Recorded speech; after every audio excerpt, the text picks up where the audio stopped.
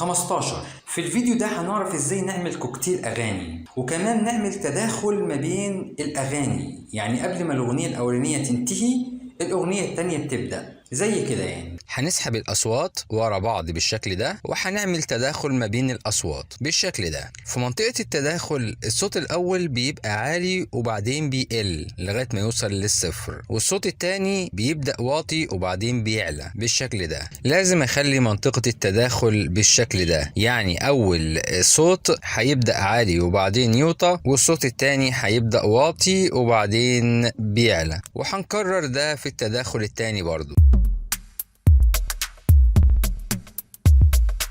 او ممكن اغير من الفيد اوت اهو بالنسبه للصوت الاول، وبالنسبه للصوت التاني بغير في الفيد ان والفيد اوت. لازم نختار مدة مناسبة لمنطقة التداخل دي، يعني انا عايزها مثلا كام ثانية، يعني ما خليهاش كبيرة ولا صغيرة. يعني مثلا ممكن اخلي منطقة التداخل دي 3 ثواني بالشكل ده.